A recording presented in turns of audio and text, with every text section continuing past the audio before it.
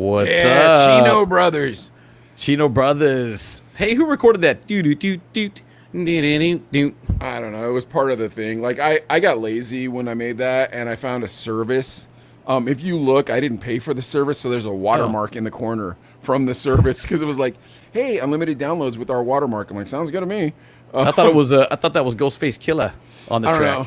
Dude, there's this Pretty new dope. service though that has like really ill like intros, and I might spring for it because I'm like, ooh, these are nice, and they're like $24 for a month. I'm like, bro, I'm gonna bleed your entire catalog in a month. Like, Dude, I bet you. I bet you, Baby Dicky Smooth will bust out some beats for a hamburger bun. You Yeah, think? but dude, I can get beats no matter. Beats aren't very difficult to come by anymore. Not anymore, huh? Not No, anymore. because, dude, we were just talking about this off the air, you guys. We were talking about how there's no money left in the music industry. Like, so when we were young, like when we were in radio, and shout out to everybody at KOHT, big shout out to Paco and Adelaide. See if we can get Vicky on this show, please. Yes, she's down. She's already down. Yeah, hit her up, dude. Hit her up. Shout out to Chico. Shout out to Rascal. Shout out to Earn Dollars. Shout out to Dwayne Chavez. But anyways, shout out to Illmatic. Shout out to who else are we shouting? Freddie Strokes. At Malix. Rascal. I already gave him a shout out. Oh, did you? Oh. You liked all the mixed DJs. What was that one girl mixed DJ we had there? I can't remember her name anymore. Gigi Sweet. There you go, Gigi. Down in LA. Yeah, Shout out she's to the homie. Gigi. I forgot about her. She's awesome. I love her. Yeah, shout out to Gigi. Yeah, I she's feel like you had a yeah. crush on her a little bit. She was just cool. She was from South Central. She was a homie, and she was super sweet too. And she had skills on the turntables too. She was good. Yeah. So I had like a DJ crush on her. You'd be like, dang, she rocked the tables. You know what I mean? Yeah, I get you, but Yeah. I feel like you'd make out with her with that DJ crush. But anyways, getting back to what I'm saying. Sorry, Gigi. I hope that just. I'm sure she's you ever come I'm sure across she's this watching. video? I'm sure she's watching. Yeah. Whatever, dude. She'll be sending you love letters. But she's the She'll be homie. Like, She Sketch was the was homie. right. Anyways, she's not a bad looking lady. Get Real back to what I'm pretty. saying. Yeah, see, look, I told you. Back to what I'm saying. So back in when we were young, there was money in music because you make an album and everybody knows the DVD cost $1.25, $1.50. They sold them for $18. And then on top of it, the record companies would fleece the artist by like back ending everything into it. So here's the thing. Did you ever feel bad about Napster and all that stuff? Or were you like, now record industry deserves it? That's an interesting question because when you think about downloading music as a DJ, if you're doing the club, you got to have the new music and stuff. So you're kind of like, what am I going to do? Wait for them to, drop a CD in the mail and me to get it 3 days, 4 days later? Or I can download it right now, play it at the club and be like, man, Emily's got all the dope new music. Or, sorry, bro, I don't have that song. Boo. You gotta, it's a tough call. It's a very tough call. That's not, see, I felt completely different about it than you. DJ EVP, what's up? That's Bako right there. Yeah, dude. 6'1" repping. DJ Nice. EVP.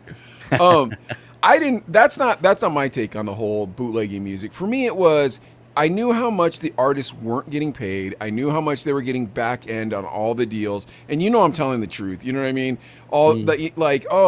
We spent $70 million on promotion, so unfortunately, the album only made $50 or whatever it was, and just repeat it. Then when you're hearing these hip hop beefs, you're hearing it again and again and again, how people are getting screwed by these labels. So I never really felt bad.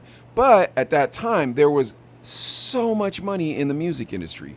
There was just insane amounts of money in the music industry, and now, not so much. Yeah, you made money on the product called the CD, but then you also made money, merch, live shows, all this other stuff, endorsements if you got them, if you're lucky enough to get them. But nowadays, it's like you put your music out, you hope you get some shows, and you hope you can sell some merch. But dude, even in Bakersfield, we've had artists come through like the Fox Theater, shout out to Matt, that runs that over there, and he'd be like, hey, I got, like, for example, Snow the Product. And I'm like, I've never heard of this girl. She's like, but she's a YouTube person. You never heard of Snow the Product for real? Or? Well, at the time, this is a year and a half ago. And I was like, all right. But I was like, hey, and he's like, hey, we'll buy us, buy some commercials. We'll do some ticket giveaways. Dude, we give away tickets and it'd blow up. People like, oh my gosh, yeah, I want to see Snow the Product. And it didn't sell out a 1,500 venue. However, it was close to selling out, 1,000 tickets. Dude, when you got Bone Thugs and Harmony coming through the same venue, doing the same number of ticket sales, you're like, this YouTube thing, this this media thing, this other outlet to get music is real. And Snow the Product, not only making money on YouTube views and all that, but also live venues. I mean, Bakersfield, we're market what, 85? Not a huge market, but Pretty close 85. to LA though. That's the thing. And we're close. Yeah, that's true. That's true. But I just think there's Fresno, there's Sacramento, there's all these markets like that. Yeah, little and if you're tiny hitting pocket 1,000 markets. tickets, Yeah. selling 1,000 tickets, you're making a decent living off that. So, Well, and now, like the I never company, felt bad. EVP yeah. never felt bad. good DJ EVP. Is that it? Yeah, DJ EVP. Am I saying that right? EVP. DJ EVP. Good for you, homeboy. I don't either. I've never felt bad about bootlegging music, although I've never done it if the FCC is watching or whoever busts you for bootlegging music. Like the thing for me is it's like, look, they screw the artists, like they overcharge for the product, and they put out mediocre product. Now we have all available to us all the information that we choose to consume. Music you would never hear, information that you would never be shared with you, and it's phenomenal. Yeah.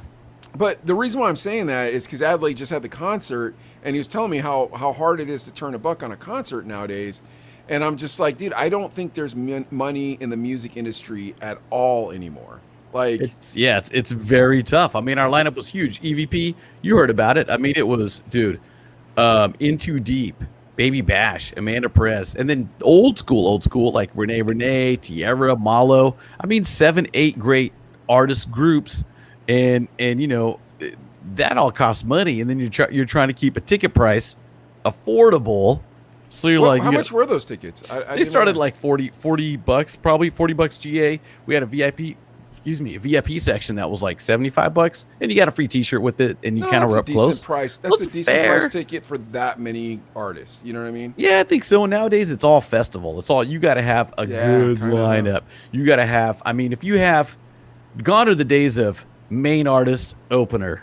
I think those are kind of, I don't know. Those days are gone. It's tough. It's tough to justify a $50 ticket for one artist and maybe a decent opener. It depends on the artist though, because like there's certain YouTube artists, there's dope. certain Yeah. YouTube artists that like transcend YouTube artists. You know what I mean? Because like there's YouTube artists that you're like, okay, I get it. That's your shtick. You're Mac Lethal. I don't know if you've heard of that guy before, but he's one of those guys. He goes on YouTube and he's like, here's the 10 different ways of hip hop, and he'll like rap like Busta Rhymes and then flow into like Dr. Dre. You know what I mean? Like nursery rap rhyme type of thing. You know what I mean? Okay, Like okay. kitschy, silly, but like he'll have a big following, get 1.5 million downloads. So it's like, okay, you got 1.5 million views, you're monetizing. If you can get a couple sponsors, don't worry, bro. You're not gonna have to work. You know what I mean? So seriously, You're like right. he's doing well monetarily, but then you have artists like Tom MacDonald, Dax. Yes, I know who that is. I know that guy. Dax. One of my favorites, which is Frank Turner. I got to share that guy with you. Okay. Brian Fallon. Like these guys are phenomenal artists. I went and saw Frank Turner. Dude, that guy sold out Stage AE, which is about the same size as the Fox Theater, with 2 openers that he picked, and one of them was a local. Yeah. That's he's awesome. just that popular. He's YouTube though. This is only on YouTube pretty much. Maybe he's crossing over to radio from YouTube. Possibly. I couldn't even tell you. I would say he's more just from shows. Like people know him from shows. I first heard him on one of those comps. Those silly radio comps where it's like all brand new artists. Da da da. Yeah. Okay. When I was going to Pitt, the college radio station there, which by the way has an FM frequency. Lucky. Yeah, I know, huh? Wow. Dude, at Pitt, and I don't want to get too sidetracked. Not only do they have a FM frequency, they had a TV channel, and their TV channel broadcast throughout all the dorms. And everybody I know that lived in the dorms there were like, yeah, bro, you had nothing to watch because you didn't have any good cable, so you just watch that silly thing. I was like, could you imagine all the student sketches? content? Yeah, could you imagine That's what awesome. you and I would have done in camp boy. radio if people were watching and like we knew we had a captive audience? But anyways, getting back to what I'm saying. Scary. So wait, where did I leave off before I started trailing over to We're talking camp about. radio? You started talking about Frank Turner. Hearing Oh him yeah. at, So I got one of those comps from the college radio station, and it was like hot new artist, hot new rock artist, And I listened to one of his tracks, and I'm like, this guy is phenomenal. So I just started listening to all his music. And then when my dad died, I flew out to California, and I just listened to Frank Turner albums the entire time. And then I put on his YouTube channel, and that's how I found Brian Fallon in Gaslight Anthem. So Gaslight Anthem was the band that Brian Fallon was in. He was in a couple other bands, but like phenomenal artist. Okay, never heard of him. You've never heard of him. He's been around for 12 years. Will sell out like pretty decent sized venues, and then toured with Bruce Springsteen. With Bruce Springsteen wanting to be on his tour. So like collabing with him. And pretty much not a lot of radio play or zero or minimal. I've never heard. I don't listen to the radio though, so that's the problem. It's a little different now. And then I guess you also have Spotify, so I shouldn't say it's all YouTube artists, because a lot of guys are getting their stuff on Spotify, or they're getting their stuff on Pandora. Pandora. Or even YouTube Music's pretty legit too. Yeah, it is, but that's Apple not Music. Like that's not where the kids are starting though. You know what I mean? They're starting on. What's the streaming one? StreamCloud. No, SoundCloud. Yeah, they're starting on SoundCloud. So they're SoundCloud artists. Man, we sound old, huh? What's that one? What do they call that? The Smashing Dumplings? Yeah. So yeah, like we are old. They'll start. I know. I just had that birthday, getting closer to you. So a lot of these guys will start on that streaming service, and then it's just on SoundCloud, and then it's just they move farther, but they're touring constantly. And these guys are taking the rake. You know what I mean? Because they don't have promoters. So and there's no label to pay if you're on YouTube. Yeah, exactly. There's no all you gotta it's all about how much you can grind, and if it works, then you actually get paid. Now there are YouTube channels like World Star Hip Hop, because I'll go down that YouTube rabbit hole, and I'll get on this hip hop rap, kind of thing. And a lot of it's not that great, but I'm watching it and it's entertaining in its own weird way. And you'll discover random artists, like what's the guy? There's a guy from Long Beach, an Asian dude, Stupid Young, and I'll go down and watch all that guy his says stuff. the N-word all the time. Yeah, and he's Cambodian. He's over in Cambodia town and Long Beach and stuff. And it's hood where he lives. It is hood. But dude, I kind of watch it in a weird way. You're like, he's a Crip too, isn't he? I think so. Yeah. And you respect the hustle. You know what I mean? He's trying. He's making music. No, Is I'm it all not good? mad at him. Yeah, but I'm not mad at him. I'm not mad at any of those trap guys, any of that stuff. You can do whatever you want. I personally am not going to listen to it. Right. What Prospect say? What's up, Mike? And what's up, DJ Odale? DJ Prospect checking in. That's what we're. Danny P and I were on stage, and dude, and it's crazy. It's a madhouse, so I got to go on stage one time, and he's like, "Hey, what's up, everybody? Here's Adley," and I was like, "Yeah, AKA DJ Odale," and it was it's pretty cool. And then threw out a couple T-shirts and stuff, but that's pretty dope, dude. But yeah, it's just, dude, it's a different world, man. It's totally strange, and really the thing we started talking about was the promotional budget that went behind an artist, because when Mike and I were doing radio in the 90s, this big tour bus would come up. It'd be it could be MC Poop Butt for all we know, but that they had to floss, they had to do this. Do you remember TQ? That was a perfect example when TQ came to town, and he had he got off his label and was like, "I'm going completely independent. I want all my points." In Europe, they get like the artists keep more points. I'm putting this out completely independently. And he had that Indian manager. He was the beginning of the Smooth Indian Cat. Was his manager? Was TQ's manager? I vaguely remember that. Yeah, dude, he was the first like smooth Indian brother. And that dude, I don't know why you vaguely remember that. Remember the videotape he gave us? I do remember the videotape. Yeah. It was rated X. It was a music video with pornography in it, and like weird pornography. Like it was that.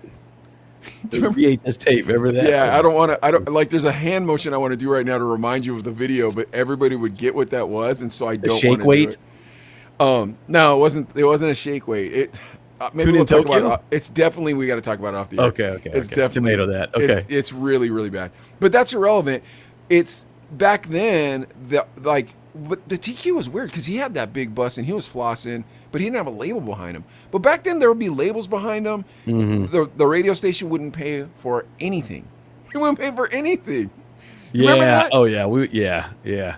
it'd be like, what size shoe are you? And you'd be like, 9.5. All right. And you'd well, it'd be promotional items, and it'd be shoes, fancy like Dadas or something, that it would say TQ on the side. Like they'd customize it to the artist, and you get like cool stuff. We'd always had like nice DJ bags, the crates, the But they'd send pullovers. artists down, and we wouldn't pay for them because they'd be on radio tours. You know what I mean? Oh yeah, Like they'd come down they and did they'd a play. show or two. Yeah, The best was when it'd be on one of our nights at a club, and we were charging the owner extra per head. That was always the best. Do you remember when we do that, dude? No, I don't remember that. Sure. Dude, that was so long ago. There's no way you're getting busted for that at this stage. Even of our over lives. here, man, even in Bakersfield, they'd come through when I worked at KBDS, which is now Forge 103.9, but it was Play 103.9. All my old school Bakersfield people know that. Remember that? Hold station. on, man. Come on, because you're hitting the brakes and trying to duck around a story here. No, real I'm quick. gonna share one exactly Okay. like that. I'm Okay, gonna share. cool. Go ahead. And do you remember Oscar the Promoter? Oh, okay. Then this is definitely going to be like that. Go ahead. Definitely please. a little Yeah, shiesty, yeah, dude. So there was a song called "Got My Vans On, but they look like sneakers." Do you remember that song? No. Bay Area is probably just like a West Coast thing, probably hitting in the Bay. And, Got my Vans on, but they look like sneakers. Yeah, and it was called the Pack, the Wolf Pack, the Pack. But that was their song, and these guys were like 18, and it was one song. But Vans are sneakers. Yeah, it was really weird now that I think about it. But we took him to the club, and hey, the cover's $20 tonight instead of 10, and and the kid, they loved it, you know what I mean? They weren't 21, so we couldn't give them booze or anything, but they were just like, wow, and it wasn't a big club. It was Club Chonies, as a matter of fact, and there was maybe 300-400 people in there, and it was packed. It was That's 18 a and over. decent-sized club, 300-400 people. Yeah, and they were just like, you could see their eyes, kind of like our first night at the Rock. Their eyes were wide open, like, oh, all these people came to see us. Oh, this is amazing. And but yeah, I mean, that was one of those deals where it's like, hey, What was it, a radio tour? Yeah, and dude, you know what? It might have been. Remember Leilani? Oh, she brought a couple artists. She helped us out with a couple artists, but not all of them. Not all of them that successful. There was a guy named Lunch that she brought, and you might have been there. It was at the Nile downtown. Remember that kind of theater looking place? Oh yeah. And I was there like out. right before then, because the dude's floor was warping too. It was like the wood floor that was kind of warping. And I was like, what is wrong with you guys in Bakersfield? At that time, who were you living with? Mickey Rock at the time? Was I living? Maybe.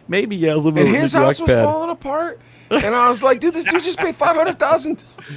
Oh, jeez. God bless Mickey Rock, homeboy. I ain't talking jazz. I love your wings, even though I've never tasted them, and I hope They're you make bomb. $1 billion. But yeah, the house, come on, bro. Like, they got you, bro. It was The carpet, what it was. remember the nails were sticking through on the Yes. carpet? You're like, ow, ow, every Yes. time. And it was only like, And I just a renovated year old. my entire house. Yeah, Leilani Shu. That's right. Yeah, Leilani Shu. Yeah, she's still around too. We see her. She's actually. We're getting off the I topic know. all the time. Wait, because I Sorry. want to get back to radio shows. So like, Okay. Adelaide was 20 years ago, dude. There's no way anybody's like, what are they gonna do? You think the FCC's coming after you for what I'm about to tell this story? Nah, I don't think so. I don't think it's gonna ruin anybody. You're talking of about anything. Napster and all that stuff and downloading music illegally. No, I'm talking about double dipping on them John B concerts, baby. Come on. What are you talking about? Hey, dude, I'm just saying, dude. Hey, the clubs help us out. We're promoting it. We're giving the audience an opportunity to see a new artist, and the new artist is getting exposure in front of these brand new potential fans. I All right, remember so- the guy Daz Dillinger. Let's y'all excited. sugarcoat it. Let me just explain how this used to work. So back in the day, just in case you haven't heard us say this 7,000 times, Adlai and I were broke. Then you get into radio and you think you're going to make a bunch of scratch. And it's like, oh, man, we make so much money. We're going to be flossing. We'd even heard stories from other DJs where they're like, I slid this contract across the table and they accepted my number. So me and Adelaide, when we were part-timers, we're like, once we become full-timers, we're going to ball out, picking out our cars and stuff. Then we get hired on and they're like, yes, you will be at $5.26 an hour. We're like, what? We're DJs, man. Like, What's minimum wage? $5.25. yeah. Like, yo, man, we're DJs. We can't be looking like that. We got to have some money in our pocket. And they're like, it is what it is. Find the money where you can find the money. Yeah. And I ain't ratting nobody out, but back then people were doing nefarious things to find money, far more nefarious than the stories I shall tell you. So me and Adelaide had a DJ clubs, But here's the rub. When you're DJing clubs, when you're Adley and Mike, and at that time called Sketch, you're the Chino brothers. So these guys would sell us out cheap. They sell the two of us for $50, literally. And then we had to split the $50. So it's like, man, we got to figure this out, bro. So there's some sketchier scams that we had ran in our day. Adley was in charge of that I won't bring up on this show. That'll be for the Patreon. Patreon, yes, yes. But he would cut half for me, which is why I will do my best for him on the Chino brothers. But what happened was eventually, like, people started knowing who we were. So it started with this dude who I've made fun of in previous episodes called Metro Stevie from The Rock. Or no, I'm sorry, from the Metro. Yeah. But he was from, what was he from before that? Was Roses and More. No. What was it called before it was called the Metro? It was called the Outback. It was called the Outback, and then it was the Metro. Anyways, yeah. So it started with this dude, Stevie from the Outback, and he started having Hot 98.3 at the Outback before he had to change the name of the Metro. Yes, Roses and More is what he was known for before. So, just in case you're new to the podcast, let me explain how I feel about this dude real quick. Adley loves when I do this. Hold on. This idiot went on the radio and put a commercial that was like, the Tucson police think I'm selling cocaine. I'm not selling cocaine. I only sell roses. It's none of their business where I got money for these nice nightclubs and expensive cars. I only sell roses. And we're like, bro, we never thought you sold cocaine until you told us on the radio. Now, But if you are selling, I mean, nothing. Here's the nice part. Here's the crazy part. Directly after that commercial came out is when he changed the name from the Outback to the Metro. Did you notice that?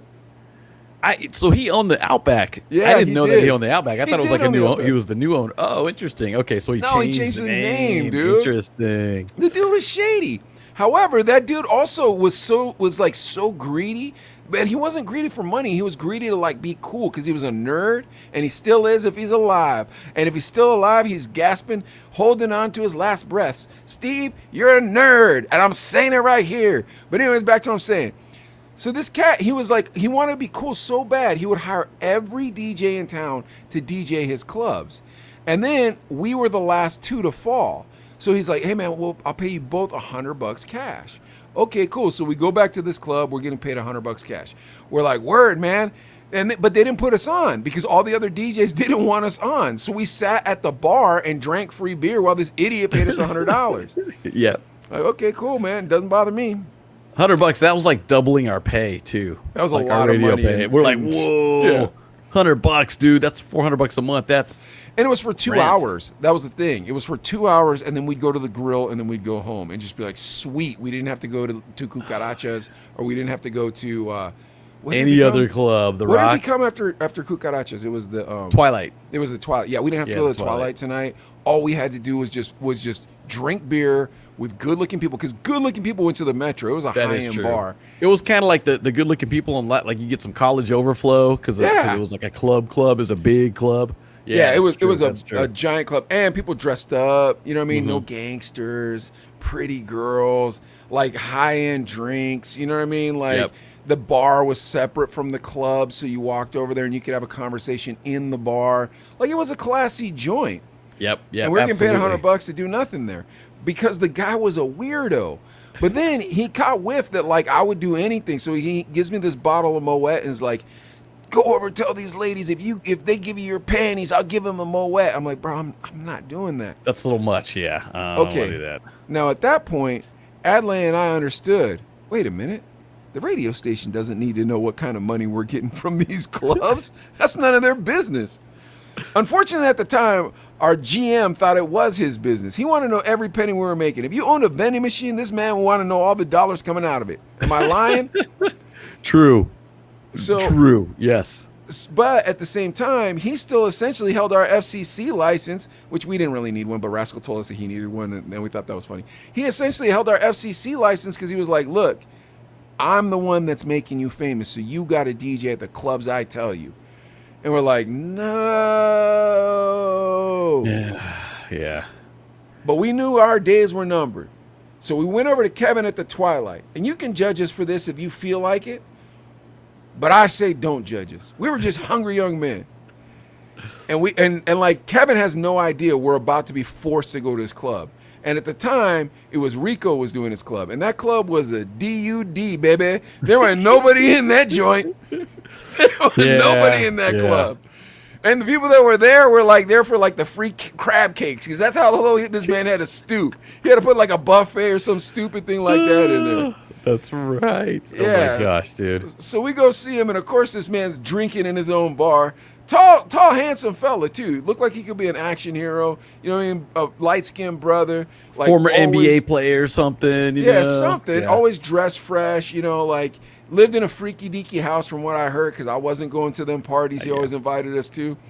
But anyways, so we walk over to this man, and Adelaide starts plucking him like a chicken. He's like, Kevin, you know, man, our clubs are popping all the time. And Kevin's like, yeah, I know. He's like, I mean, we might consider coming back. Wow, you know, that'll really help. Here's the problem, Kevin. We're getting paid a lot of money to do the Metro. So how about this? You pay us $2 a head for every person that comes over in here, over 150 people, on top of what you're paying the radio station. And he was like, okay, that sounds fair.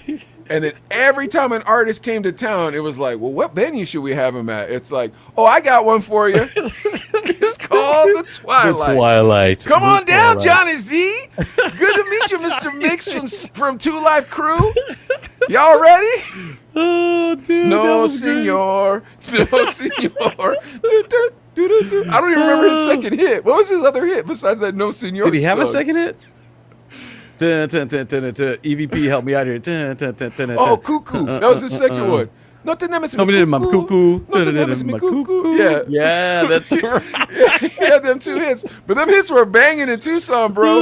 So I was like, come on down, Johnny Z. Let's get it cracking. Oh, Johnny my Z gosh. comes down. We had Ice-T there one night, dude. Which is crazy. You told me about that. I'm like, that one, was he chilling at the table? He didn't perform, though, did he? No, dude. We made a VIP section for him. Okay, you were telling me about that. Like, bro, we had like every artist that the record companies were like, hey, we can give them a press release with you guys. And we're like, we got you, baby. You know what kills me? You know what kills me? They were about to give us Mystical right before Shake It Fast came out. And I knew Mystical from No Limit. And I was like, Pac, take this concert. But I think it would have cut into something else that Pac was working with. You know what if you know what I'm talking about? I got you. So he turned it down. Could you imagine how much money the Chino brothers would have made on that concert? If it was Shake It Is, Watch Me. Dude, if that was hitting, what was the other song? Danger. Oh, dude, that guy has a mile of hits. Did I do that? Oh, yeah, that's right. It ain't my fault. And then he has all the No Limit stuff that people still know. You know what I mean? Yep. Dude, that guy's phenomenal. And someone messed up that money for us, baby. But all that being said, man, you could judge us. You can call us Plugola. You can call us whatever you want to call us. But I'll tell you right now, as soon as Kevin took that deal, every morning house party promo ended with, and don't forget to go to the Chino Brothers this weekend when we're going to be at Twilight. Oh, and so great. Dude, you remember that? Dude, our first commercial, we got every single jock in the radio station to be on it. Even Alan Caith was on it, dude. Everyone was on it. You got Alan Caith to be on Everyone was on it? For the Twilight? Everyone was on it. What did he say? What did he say? He said, it's Alan Keezy, faux sheezy, in the heezy. In that nerdy Alan K voice. Yeah, dude. And then he was like... He was the traffic dude. Dude, and then he was like, Sketch, so how much is your talent fee for this? Am I getting a taste of it? I'm like, bro, you think I get talent fees? I split $50 with Adelaide. Well, quit complaining. You're in radio. And I'm like, all right, good. Yeah. Oh my gosh, dude, that was great, man. We even did some stuff like with the teen. I don't know if it was Boys and Girls Club or something like that too. But they would get a piece. It was like a donation. Those were the ones that I'm not going to talk about on the air. Yeah, but we did it for the kids. I mean, we'll leave it at that. But you know, what I'm saying? help raise money for the different like youth organizations and have the teen nights, and those would be packed too. Those would here's my point. We lit up those. We played that commercial probably twice an hour. That promo, Twilight commercial. Promo. Yeah, we played that not just the morning house party promo, the actual commercial. I remember on your shift, you'd play it every break. You're like, we're lighting this place up, dude. We need money. That was back in carts too. It looked like an 8-track tape. You slide it in, you'd be like, oh, I think it's time for on your this show. one. It played like it would just continuously play and continuously play. I played it as a sweeper between songs. Exactly. Dude, Dude, but we showed up that following week, and that place looked like a rally. It was just like, it looked like that No Limit video, bro. Like, it was just like, bum, bum, bum, bum. Every phoner, they'd call and be like, "Yo, Adley, I want to make a request." I'm all like, "Oh yeah, I want to hear Mystical, Shake That." But oh, you know what? I play that all the time at the club called Twilight's on Saturday nights. You should check it out. And Pink Panties, $2. Yeah, like, dude, we lit that place up like a gorilla, man. Like, it was just so raw, dude. It was so rough, and like the like grimiest Tucson celebrities would show up at this joint. Like all the strippers from the fancy clubs, you know what I mean? Well, the boat like, was down the street too, wasn't it? Yeah, like, it was on the east side. Yeah, like, yeah, but all the GIs, all the military dudes, oh, yeah. like that was our classiest East side was also club. Military. Yeah, That's that right. was our classiest club, man. And like we would go and just put on a show. And I remember I'd be walking in the door, and I can't remember the security guard's name, but he would look over and he'd go, "Hey, Sketch," and I say, "Yeah," and he go, "You going to get your cuss on?" And I say, "Yes, I am." And I grabbed that mic and just started cussing. Leon. It was Leon. Leon. He wore that hat, like it wasn't a beret, but it was like maybe it was a beret, was it? Leon. Yeah. Oh, he was Leon. strapped too. Here was one of they my were all breaks. strapped. Every one of them was strapped. One of my breaks I always did was, "I'll kiss your lips under your navel at Twilight on Saturday nights." That was what I do my sexy voice, but yeah, you had to know. Hey, bro, we had to get paid. That's the thing, man. So y'all could judge us for taking advantage of radio artists that were never gonna make big hits, that would draw a big crowd, for us taking the rake. But we were hungry. We were getting paid like $5 an hour, dude. We had to come up with some side hustles, bro.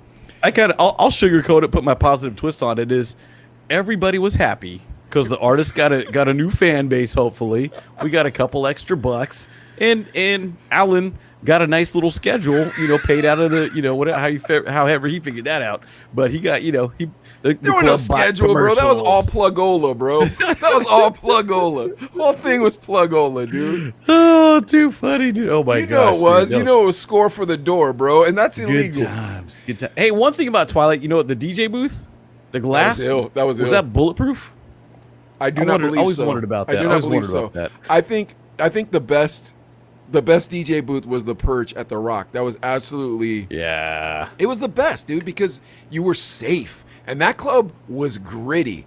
Do you remember one time there was a girl giving fellatio to a guy on the stage while people were dancing? Do you remember that? Probably. DJ Joey was up there and he pointed it out. He was like, "Yo, man, that dude's getting brain." I was like, What? Yeah. Oh my gosh, dude. Scandalous. That's crazy. But in the club, on the stage, at the Rock. It was the 90s, man. What are you going to do, dude? What were they doing? The 90s was wild, man. Were they doing like ecstasy or something? Like, what would possess you? I guess our music was just that good, man. Yeah, that's how good at DJs we were. We were so good at DJs that we make you do immoral things. That everybody else got some except us. Yeah, that's true. That's how good we were. We were good though, bro. You got it fun, man. It was a blast, dude. We always had a good time. Always had a blast. Before we die, we got to do one more gig. Just one more gig at least. I mean, I would love to tour, but I would love to do at least one more gig together. That definitely, dude. Fun. Definitely, it'd be so fun. We got to shout out Gavin too. What's up, guys? What up, Gav? All right, bro. So here's something that was on my mind earlier today. Then we'll get to the love advice. Then we'll get to the beef, which is really short. Then we'll get to our 2 news stories. Okay. Okay. And this was on my mind was because like all the like lame concerts that I've done, like that I've either hosted or been a part of, and you're always like, "Hey, Johnny Z, good to meet you, man." I always wonder who sang those 2 songs, or and you had the guy from 2 Live Crew. Who was it? It wasn't Luke. It was hey. The backup singer from 2 Live Crew. Good to meet you. It was the DJ Yella of. Here's the thing. I've never met a celebrity my whole life that I was impressed by. I've never met like a Brad Pitt or like I've never met like the biggest person I ever met was Jessica Simpson, and like what's that? You know what I mean? Like, it's cool, right? It's neat. Except I don't know any of her music, so it's like, hello, Jessica Simpson. Now don't talk to me about anything. You know, because I don't want her to be like, what do you think of this song? I don't know what you're talking about. Yeah, because I bet you if you're an artist, I was thinking about that. That's true that you mentioned that, because we had the concert, and what I do at every concert, I got the poster of the concert with all the bands on it, and I leave silver Sharpies on it and say, hey, band members, Bash, Baby Bash, sign this. Amanda Press, sign this. And we'll have them, and I'll have like 7 or 8. And it's cool. It's neat things. I want to kind of like give them away on the station kind of after the fact. Hey, it's an autographed poster of all the bands at the concert. It's a neat thing. Little memorabilia. But, dude, everybody starts fighting them. You got one of the band's moms. Dude, can I get one of those? And I'm all like, no, you can't get one. This is my idea. I put them here. They've been sitting here for 4 hours. And we've had to track down all the artists to get them to sign them. So, no, I'm sorry. Man, and people, like, fight for these things. And it got ugly. Like a shout out to Ron, one of my coworkers. He protected some for us. Start punching people. Yeah, but then, give it to him, Ron. But then you think, that's what those people deserve. 6 months later, it's sitting in the back of your trunk in your car. Wouldn't have happened if Trump was still president. And it's collected dust. You got oil leaks on it and stuff, and it's like, man, remember that? And you just kind of forget about it, dude. I've got to go find all these autographed things I've got of people that came through the station that I'm like, I don't even remember who this is. Well, dude, here's the next thing. They're never going to remember you. You know what I mean? And that's for sure, yeah. Like being nominally famous like me and Adelaide, you already know it. Like, you just met so many people, you will never... Dude, you could go to Mexico with somebody on, like, some weird coke bender and not remember the story. Be like, I never met that guy before. And it's like, dude, you almost got shot by the cartel. It's like, I don't remember that night. Yeah. You know what I mean? What happened? Yeah, that's how, like... not rememberable people are when you're famous. So like, I've never met anybody famous, nor do I even care, because I know they would never remember meeting me. But there are people that are like, I've got to get backstage and get a selfie with blah blah blah, and you're like, dude, it's gonna go on your Facebook, you'll get 30 likes, and life goes on. You know what I mean? Now there's got to be, Mike, there's got to be at least one person that you would like to get a selfie with. Is there? No, not selfie. Nothing? Like, there's people I'd like to sit down and have a conversation with. Okay. And like, that's why I think the podcast is dope, because eventually we'll get people that I find interesting to be on here. And then, like, dude, think about it. Dude, talking with Pac was dope. Talking with Malix was dope. Talking with everybody we've interviewed on here was dope. Like, and I'll remember those interviews, and they'll remember those interviews, and the people who watch them will remember them. Yes. So like, me meeting, Baby Bash, dude, it'd be neat. It'd be cool, but I love Johnny the guy, Z. but I'm not mad at him. And even in me meeting The Rock, which I think is one of the coolest people ever. It's like, okay, or Frank Turner. Like, I could have dinner with Frank Turner. It's like, all right, you're not gonna remember me. I know. Adam Carolla, I really like that guy. Yeah. You want to remember me? It's got to be tough telling people like, dude, I don't want to be your friend. Yeah. And they're trying to be nice, but they're just like, this guy. So I see paper. Yeah, I see something happening. Well, what's going on? Well, so speaking of artists and how famous artists are and stuff like that, this is going to be a real quick beef, but a real fun beef, because we're revisiting a beef, which is Ja Rule and 50 Cent. Nice. You think it wouldn't come back, huh? The beef that never fully cooks. I like that. Zing. Let's try that again. I wrote that down. Put it on YouTube. Ready? Season 2, beef. This time, Ja Rule and 50 Cent again. The beef that never cooks. Very good, very good. All right, so here's the thing. Are you familiar with Triller at all? Is that a website? No, it's a company that puts on these events, and they do these like weird boxing matches for Jake Paul, and then they also have an app that's sort of like TikTok. I don't know if the company knows what it wants to be yet, but it's doing everything it can to be famous. And it's either going to be the one that we're making, it's the MySpace, or it's going to be the Twitter. Like, it's going to be one of the two. Because everybody's fighting in that space for that kind of TikTok-y thing, but these guys are putting on events. So it's like, and they're putting on really interesting events for old school guys that like will pay for the pay-per-view. You know what I mean? So it's like, okay, who has money? Well, guys in their 40s. Okay, who wants to see another Tyson fight? Huh, same guys. You know what I mean? right, Very well, interesting. Okay. yeah, who wants to see Evander Holyfield fight? Who wants to feed? So they're doing these type of things, and now they're doing this thing called Versus, and it's a pretty clever idea. So the idea was to have 50 Cent and Ja Rule go on the show and then go hit for hit with one another. And 50 Cent was like, dude, I'm producing power right now. Like, I don't have time for your corny, like, whatever this is. I don't have time for your YouTube channel. What is this thing called again? And they were like, oh, man, come on now, Fifth. And he was like, I'm not doing it. So, yeah, so they asked Fat Joe. And so it was Fat Joe and Ja Rule. You didn't hear about this on Versus? Yeah, I heard about that. Yeah. So, did you watch it? No, and you know what? It was kind of when you talked about the topic, I was like, I got to check into this. Then I saw it, and I probably would have watched it. I might even go watch it after the show tonight. It's 3 just hours. To see. It's 3 hours. I'll fast forward a lot. You're not going to watch it. It's one of those ones you got to have in the background, but it's relatively neat. And in fact, to be totally honest with you, like I only had it in the background for like 20 minutes. I'm like, I'm good. But the concept is you go hit for hit with a champion. So that guy's a champion and you're a champion and you go hit for hit. Here's the rub. Fat Joe doesn't have that many hits. Huh. Okay. Name them. Because I can keep going with the Ja Rules. But could he had What's Love? Like, dude, he kept going on songs that he was he collabed with the person. That wasn't his song. Okay. Like I'm sure there's a Big Pun song he was on, right? Yeah. And and what's the he was DJ on with Khaled, R. Kelly. DJ Khaled. There was actually a really good. Oh, okay. So it's a lot of that. Where Ja, it's all his songs. So he's like, why you keep singing other people's songs? Blah blah blah blah blah.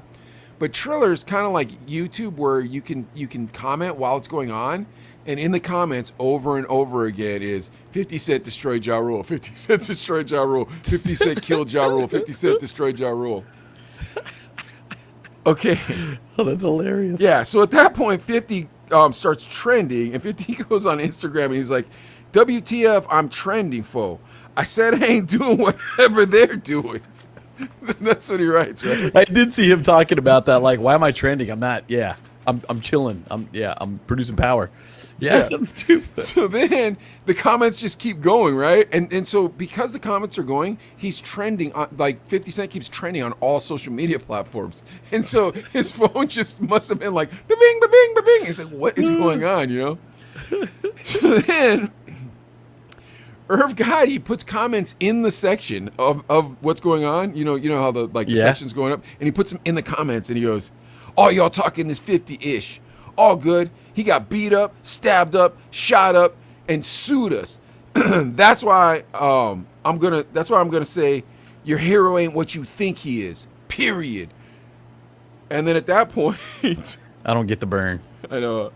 At that point, 50 goes back on the Instagram, and he has a picture of him just like smoking a cigar with I saw that cognac. And he says, "I put the whole label out of business. F with me if you want to. I would stay out of my way if I wasn't me." Because I saw that, I'm thinking like, okay, whether it was him that shut down the Murder Inc. label or not him, I mean, something happened. Can you prove that he didn't? Not really. Well, we did a beef on here, and if you folks haven't seen it yet, I copped it into a clip on YouTube. I think it's about 12 minutes. That's great. It's the Ja Rule versus 50 beef. And you tell us who you think took down Murder Inc. Because I personally think it was 50 Cent. And I personally don't want 50 Cent having any problems with me. Like, that's the one dude on this show. I'm like, nah, bro, don't talk crap. Yeah, don't shut down the Chino brothers, Fifth, please. Yeah. Please. Like so. You got over 200 followers now. Come on. Hold on. So then Ja Rule goes on Big Tigger in the morning, and he said this. He says, so they brought up 50 Cent. I don't know if Ja Rule really hadn't known that 50 was kind of trolling or had known. I don't know if he knew or if he was hearing it for the first time. But he sounded like he was hearing it for the first time. He goes, "Man, he loves to talk that whack-ish. We were indicted by the feds." So I looked, and in 2003, Murder Inc. actually was indicted by the feds. So here's what happened. They made a straight-to-video movie called Crime Partners and funded it with drug dealers. So they got okay. So the feds were investigating him Yeah, of on course. that You stuff. can't, Okay, you can't okay. be trying. That's money laundering, man. That's racketeering. Like he's acting like it was like, hey man, we're just rappers and these feds came after us for no reason. It's like, man, you were laundering money and racketeering, dude. Like it's public information, bro. Oh, jeez. Yeah, and he's like, the feds eat you alive. Go ahead. I gotta ask you then. I got a question. So, if it was 50 Cent and the feds that took down Murder Inc., who played the bigger role in the 50. takedown of the slave? 5-0, baby. That's a rhetorical question. But what do you think? What's your guess? I totally agree with you because I mean, it was so You bad can't tour, back dude. then. You can't tour. Yeah, Where you make your money, bro? Woo. Oh, and you're probably going to get to the next thing. I don't want to say it yet, but I think you got something else that I wanted to comment on. Okay. Next thing he says, the feds eat you alive. They suck all your resources and shut down your assets. So that's his explanation for why the record company couldn't tour in 2003 is because the feds shut down their assets. And that's cool, except that it's already documented, and not just by us, that 50. well, what was it? Aftermath was going from venue to venue and being like, look, man, you want us to play? By the way, 50 Cent's the hottest rapper right now. Yes. Remember who doesn't play here. Oh, come on. Come on, Dre. They didn't say that. They're like, sure. How many times are you going this year? Can we get you guys like split up and not do a tour? Because when you guys are all here, we only make money once. But if 50 could come once, and M could come once, and Dre could come once, we'll get you some local rappers to open up for them. Yeah. I don't even know who Ja Rule is. You know what I mean? And then he says, Poor Ja. look, man, I'm battling like 17 rappers. You know what I mean? It's not just him. I'm battling 17 rappers. Who are the 17 rappers, bro? Well, did he mention like G Unit? So there's like, was it I feel Lloyd like by the Banks? time like G Unit's album came out, his musical body was cold. It was like he had already been buried for a while. Yeah, it's dude. kind of ran its course. Yeah, I agree. It was towards the end of his musical career. Yeah. And then he tops it off with this. You ready? Mm. Stop! Eminem made you, created you. You're nothing without that effing white boy. Dude, I mean, come on, dude. Eminem's Ja a great Rule when I said rapper. that, though? You do kind of. Thank you. But 50 Cent, come on, man. Get Rich or Die Trying. I had that CD on repeat. Every song was a hit. It was such a great album. And even his next album was good with the Candy Shop, Magic Stick. It was neat and stuff. But Get Rich or Die Trying was just one of those. I'm going to say definitely in my top 10 best albums ever. Here's my question to you. If you're Ja, and the last thing we know from you is the what was that island? The Fire Island. So if you're Ja Rule, and the last thing we remember of you is the Fire Island, do you really want to poke the bear? Do you really want to be like, hey, 50, guess what? I've seen you destroy careers, and now I'm gonna punch you in the mouth? Or would you just like pretend you didn't even know? I would be like, Irv, stop, cut the comments off. That's it. Yeah, at some point. I mean, come on. I mean, dude, how do you earn street cred? Getting stabbed, getting shot, getting in fights. You know what I mean? I mean, that's kind of like, you build that reputation up too. And it's like, hey, he got shot in the face. He's got a bullet hole in his jaw. It's like, dude, you know what I'm saying? There's street cred there. When Jadakiss put his diss album out to 50, he was like, you didn't get shot again, so what are you going to write an album about? I was like, oh, man. Jadakiss got skills, too, man. Dude, Jadakiss is phenomenal. Too, he just has conspiracy theory problems. You know what I mean? Like, he Yeah. does, dude.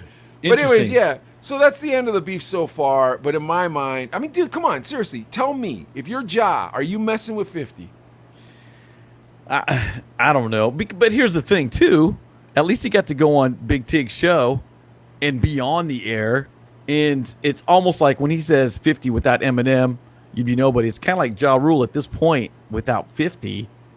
You're really Oh, irrelevant, man. don't you think? That's what 50 should tweet back. 50, if you're watching this, Adley just gave you one. Yeah, it's just like 50. It's kind of like Ja No, Rule. man, because I feel like he could make it on his love songs because he had dope songs, dude. He did. That's he the did thing. have It's good like, bro, songs, you're so. Barry Manilow's age when he started playing in Vegas. Just accept it. Stop trying to be hard because you're gonna catch a you know what beating. This man is savage and he's not gonna stop, dude. He's a grinder. But anyways, What could that's I our be without my baby?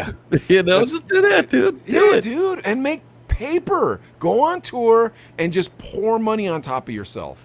Dude, and remember when we'd play it, Put It On Me was kind of one of the end of the club songs. You know what I mean? And it was like, doom, doom, doom, doom. When you'd hear that, you get the chills. It was and time the dude for would be girls like, to start time to Mac. getting up on the This dudes. my That's it. chance. This is the Chino brothers hooking you up. That's- yeah, that's and then the right second there, one man. was his next one was his make them say yeah. As soon as you heard that, dude, it was the same. Will you ride with me? Gonna Yes. die with me. And then it was Yes. just everybody dude, that's when you saw. Dude, I'm telling you, man, we controlled those crowds, bro. I don't know, yeah. man. I'm starting to wonder Totally. if we had some sort of weird Asian voodoo or something, man. I'm serious, But it dude. was good. But back to Ja, man, he had hits. He worked with a lot of great artists and stuff. I know, but and, I'm and he still did. freaked It out just- by that Asian voodoo, how we control them crowds. But neither here nor there, I agree with you. Ja has hits. Leave 50 alone. Let's get to some new beef. And we're talking about that Wack 100, that Wack 1 Heezy, baby. Tell me about this Wack 100. Dude, so here's what's been going on with that, all right? It started Ray J, obviously, back in 2000 whatever. He has a sex tape with Kim Kardashian. It gets leaked. He makes a killer amount of dough on this That's thing. how we know Kim Kardashian. Everybody talks about Kim yeah. Kardashian like she's Yeah. some sort of princess from Sri Lanka or something. It's like, no, she was a porn actress. She It does started with the Ray J tape. And she has and- sexual intercourse for money. That's what she does. And you wonder, did it get leaked or did it like, hey, let's I think leak it leaked. this? Yeah. I think Let's it leaked. purposely leak Yeah. this video and it'll She's a be an scumbag. accident. She's yeah. a scumbag teaching kids how to behave in that manner. Yeah. Yeah. So you're kind of like, okay, because I mean, I tried to leak my sex tape, dude, and yeah, nobody cared. It just I was the nothing only one that happened. watched it. Thank you for that, by the way. Well, right after that, I came up with this idea for the back of the limousine. You kept shutting it down. Anyways, come on, man. Tell me this Wack So- 100 beef. So Wack 100, games manager, whatever. He's talking on a podcast, Bootleg Kev's podcast, and he's like, and they're talking like, yeah, well, me and Ray J, we used to we'd gift this. It's a sex tape, Ray J, Kim Kardashian, but apparently it's alleged. I don't know if it exists, but it's a part 2. It's version 2, yeah. Yes, and it's supposed Electric to be Boogaloo. more graphic, crazier, and just like more. I never saw that pornographic, I tape, guess. and I'm not lying. I feel like I when Malix was at the swap meet, I feel like I rolled by it a couple times. You know what I'm saying? Like, should I buy it? And then I was like, Was it nah, graphic? I don't know. Oh, I didn't watch it, dude. I didn't watch it, but I'm sure I tried to download it on like Pirate Bay or something. I'm sure I tried. Oh, dude, I never saw it. I'm not gonna lie, dude. I'll Investigation. I was investigating. tell you, You the know. weirdest thing I'd ever seen in my life was something that Chico showed me one time. Maybe we'll talk about that someday. But anyways, so they're passing back and forth. So Ray J and Wack 100, And Wack 100. are passing back and forth this tape. through the NFT. Now I don't. They're passing it back and forth through an NFT. So you've got to explain to the people watching NFT. Okay, so how an NFT works is this. There's a digital property, and when you have an NFT, it rides on the blockchain. So because of the blockchain and the way the blockchain is written, this is really nerdy, but this is how it goes. It can't be replicated, and it signifies it's an original. But to me, so my buddy Zach I talked to on Wednesday nights. Brilliant engineer. He's building a great app right now, dealing with ministry overseas, and then he just started his own startup, and he's writing all on the blockchain. So to him, blockchain technology is phenomenal. To guys like you and Malix, blockchain technology is Bitcoin and what's the one you guys like? Dogecoin. And Alicoin. Is there a new coin? And it's like, okay, it's not gambling. It's the most sophisticated way to use the internet, and it's the internet part 2, and it's the way to actually secure what belongs to you digitally. Because up until this point, you couldn't. You know what I mean? So for example, if I'm an artist and I make a really cool drawing, I can protect it so people can't duplicate it Yeah, digitally. sort of. They can duplicate it digitally, but you own the original. So now I own the Picasso. You guys can all have the fake Picasso all you want, but I still own the Picasso. Here's the problem, though, is that like people are making like little squiggles and selling them for like $800,000, and people are paying it because they're thinking that the price of Ethereum, which is the only way you can buy it. So Ethereum is a coin-based technology. Is it Bitcoinish kind of type? It's okay. it's a coin-based technology, and Crypto. it's a cryptocurrency. So the only way you can buy it is through Ethereum, and so it's been raising the price of Ethereum over and over and over again. But Ethereum kind of rides with Bitcoin, and so people have been buying these stupid NFTs to just be like, yeah, dude, I own art, and I'm gonna make $1 trillion off it, and then they sell it like 2 weeks later for 20,000 more, 40,000 more. Because our economy is in a free fall of insanity, dude. Not because you're supposed to deal with NFTs. Like, you're not understanding the blockchain technology. Don't spend your money on it. Now that everybody's left, because I've been talking about blockchain, with that being said, if you have an NFT on an original, then you know it's not going to get duplicated if I'm selling it to you for $75,000, and then you sell it back to me for $100,000, and we keep. That's the only way to pass it is through Ethereum. So we have to give each other Ethereum to pass it back and forth. So now Wack 100 says what about this NFT? So he's saying the only place, the only person that I will offer this to is Kanye West, and we know like Wack 100, dude, he's stirring it up, right? Because Ray J's like, dude, come on, bro. That's the past 10, 15 years ago, whatever it was. I'm a family man now. I'm a dad. I just, I don't want to be in that kind of light anymore, even though we know he made a ton of money on the first one. Let's be real. But Wack 100 is just throwing it out there because we talked about the Drake Kanye beef, and Kanye, it's already in his head that Kim Kardashian, dude, he's got is already cheating. Can you imagine what the Kim Kardashian Kanye beef is going to be going forward? Like that beef is like, think about it, man. These are the most petty people on the face of the earth.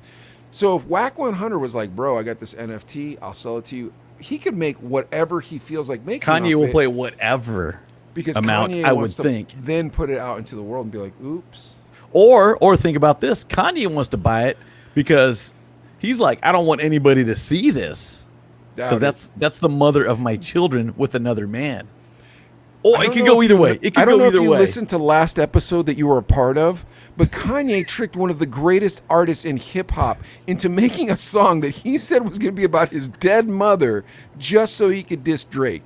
Do you really think he's gonna hold on to that NFT with precious gloves? I don't believe so. I believe Kanye is a petty man, and he's going to put that out into the world and be like, hey, who wants to see the vagina of the woman who cheated on me with Drake? Even though Drake's trying to say he didn't do it. And I think it's kind of petty too. The other side is he's so petty, he doesn't want anybody else to see his wife with another man, though, in a sense. I don't know. Everybody's seen it who's seen that you think he would leak it out? You think he would do it? Yes. Interesting. Bro, he had Andre 3000 and told him they were going to write a song about their dead mothers. And then he used it to diss Drake. Yeah.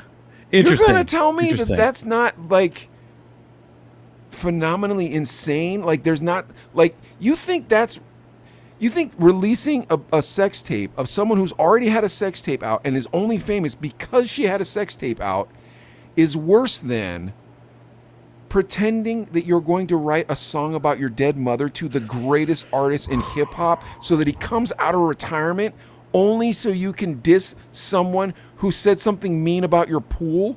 Yeah. Very petty. Extremely petty. I'll agree with you there. Stick with your story if that makes you sleep at night. We're following, though. We're following the story because I do want to see how this unfolds. And Wack 100, if he really has this, and you put it in the NFT, put the NFT on it so nobody can duplicate it or whatever. It's protected. You can still duplicate it. That's the thing. Oh, you can't. I just have the original. I have the original. Okay. So essentially, every single episode of the Chino Brothers, you or I can turn into an NFT and just be like, "This is the original one." As soon as it's done with StreamYard, download it. That's the original one. Now I have to have it authenticated as an NFT. I got you. Okay. Then if the Chino Brothers blow way up, we could sell the NFT. All right, but there's everybody who can still bootleg it off of YouTube, everybody who could download it from YouTube, all those things, or Facebook, or all the places that we broadcast because we're blowing up. Yeah, exactly. We'd still have the NFT. NFTs are so hard to explain to people. It's weird. I've read about them before, but now you're explaining it more. It's making a little more sense. Dude, the blockchain is what people, before everybody just jumps off into this idiot, I'm going to gamble. Understand what the blockchain is. It's technology. It'd be like if they're like, hey, guess what? We made a battery that can constantly be charged. And everybody's like, it'll make a dope slip and slide. That's what's going on right now with all these Coinbase technologies that are just like, oh, well, I guess these idiots will buy it. Yeah, there's only 10,000 of them. Are they expensive? It's up to you. Hey, I made money on Dogecoin. I lost it all, but for a week and a half, I made money. Dude, here's how you make money. Don't spend more than you earn. Keep saving, and then invest into something that you know something about, and then make it bigger than anybody could make it. Nice, dude. Live below your means. Yes, absolutely. All this Dogecoin, flipping houses, all this stuff, it's not legit. So yeah, so the ball's in Wack 100's court, essentially. Is that what you're saying? That's what it sounds like. Because you know what? Now that I remember, he does have the laptop with the video, is what he says. That laptop's then he definitely has that NFT, baby. That's on him. How much is Kanye going to pay for that? What do you think? It's got to be the millions, right? I'm going to say it's in the 100 millions. 100 million. 200 million was the first thing that popped in my head. 200. I bet you're not far off. I bet that's about right. It's going to, dude, there's people richer than Kanye that probably would be down to buy that. Yeah, but I feel like Wack 100 will only sell it to Kanye. And the thing is that dude's holding on to his street cred for a long time, bro. When you're holding on to your street cred for a long time like that, you're not going to do a punk move. You know what I mean? Oh, okay, if he sold it to someone else, that's a punk move. It's definitely a punk move. Don't you think it's kind of like not cool though to be like, hey, bro, I got something you want. I'm only going to sell it to you. Well, give me a number. Bro, if you're a homie, you'd be like, here. Money changes everything, dog. Yeah. The amount of money that we're talking about, and I'm not saying I would do it. Like, bro, you were asking me about being on OnlyFans for $50,000, and I was like, that money wouldn't change me. 200 million, man. Everybody's got a number. That's gonna, know, dude. Yeah, that's gonna change. But if it was your ex-wife's sex tape, I'd be like, dude, if you do whatever you want to with this. I don't get it away from me. I don't want anything to do with Would you watch it first? No. Okay, good. That'd be weird. No. So weird. No. But yeah, no, but it's interesting to watch too, because I'm thinking like, where did he get it? He obviously probably paid someone for it somewhere to get this thing, and if it is legit, it's going to be worth a lot of money to Kanye. Whatever he does with it. We're going to follow that story, but right now we're going to close out the show. It's 10:02, guys. This is our first 1 hour show. I'm very proud of myself for getting all this information to y'all. We skipped the love advice tonight. We apologize, but we will bring it back to you on, what is today? Thursday? Thursday. But real quick, we want to do some shout outs. Adelaide, who do we want to see on this show? Oh, we want to see, first of all, everybody from KOHT, the morning house party for sure. So we'll get Paco back on here. Vicky Valle. This is the Chino brothers. Individually, Vicky Valle. Yes, we want the morning house party, but you personally, Vicky Valle, the Chino brothers want to interview you. Yes. And Adlai is way better at asking because people listen to him and not to me. So I'm expecting you two to talk this week. What do you say about that, Ad?